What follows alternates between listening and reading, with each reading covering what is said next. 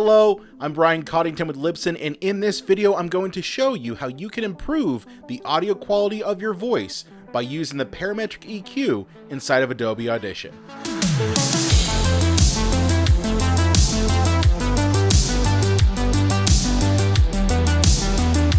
EQ, if you're not familiar with that, is just equalization. Okay, the way I like to think about EQ is that it is a volume slider just like your volume slider in here. Okay, the only difference is that it is targeted to your frequencies, to each of your bands in your frequency. Okay, so analogy I like to use all the time is that a volume slider like we had in the waveform view over here, like this guy up here, you know, that's a machete. EQ is a scalpel. Okay, that's ultimately what it is. Okay, now there's a bunch of ways to EQ stuff, a ton of ways that you could EQ stuff. You could EQ in the waveform if you wanted to, which means it would be destructive, or you could EQ in the multitrack. Either way, as long as you're EQing, is what's important. Now, where do we apply our effects in the multitrack? Well, we have an effects rack right here. And we have two options here. We can either apply clip effects or we can apply track effects. Now, I know that this track right up top here is going to have all of my vocals, no matter what. Okay. If I cut a portion out of this and put it as a teaser at the beginning, that's okay. I want it to apply to that entire track. So I'll make sure I have track effects selected, click my little drop down here, and we're going to choose filter and EQ. And then I like to use the parametric equalizer. There's a bunch of other EQs you can use. You can use the 10 band, the 20 band, the 30, whatever you use, it's fine. The parametric EQ, honestly, it's the best one that comes loaded up with Audition. Okay. And just like the spectral edit tool, you know, we have this little chart of all of our different bands we can play around with. Okay, right here. So the first thing I'm going to do, and I suggest no matter what you do for EQ that you do this, is you add a high pass filter. So a high pass filter will basically roll off all that low end frequency that you don't really want and allow that higher end frequency to pass through. That's why it's called a high pass filter. And you can choose how aggressive that slope is. So 24 dB is kind of the default, but you can choose like 6, which is really not doing much, or 48, which is a real like steep aggressive hit.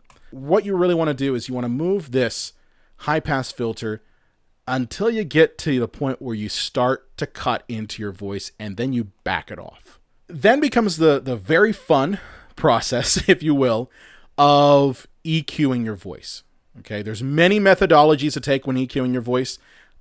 What I like to do is sweep technique. It's a sweep technique, which just means that you're kind of taking these points and sweeping across the spectrum and trying to find those sounds that were in your recording and trying to remove them. You might hear some of that reverb that's naturally in your room. Again, if you're not in a studio, you're going to hear it.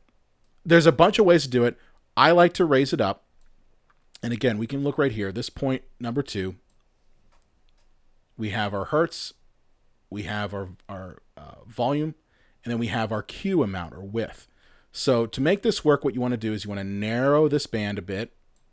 You want to raise this up to about 6 dB. You can go more if you want to, but you know, I've had issues happen where if I raise this all the way up, and I've seen some people say, "Oh, you got to raise this like all the way up here."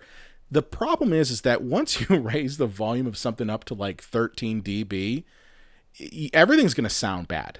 I think 6, maybe 10 is enough. And then ultimately what you're doing is you're just sweeping along this. So I'm going to play this back, and we're going to start past the 100 hertz mark. And again, that's because that's that core frequency range. I don't want to cut too much of that out. Okay, let's just play back. But for the sake of this editing exercise here, we're going to keep it to G. So right there, I don't know if you can hear it, but I can hear it because I have headphones on. There's a little bit of a weird kind of like whistling sound in there. Okay. And that's more or less probably the room ambient noise that's being caught. Okay, that the echo you get, the reverb you get. Okay, so here's what I'm going to do. I'm going to widen this a bit, and I'm going to bring it down to maybe about 4 dB. Again, it's going to be subtle. You might not actually hear the difference, but once you go through and you start cutting out these frequencies, and again, you can do this for all 5 bands here. And I'm not going to lie to you, this is something that really you have to train yourself on. And the more you work with your voice, the more you start to notice those nuances, the more you start to notice where issues are at, that you're going to see that this can happen and that you might need to take some frequencies out. Now, you might be saying to yourself, does this mean I have to do this every episode? Yes and no. Well, the nice thing is that if you know that you record with one type of mic every time, and you're in one location every time, you can save these as presets that you then can apply later down the line. Okay. So what I'm going to do is save this as a preset. So if you come right over here, you can click on this little save settings as a preset. We'll save settings and we'll just call this Brian's EQ. And what I would do is probably name the microphone and name the location so that anytime that you're recording with that same microphone and in that same location, you can just type this in, boom, your bass EQ is done.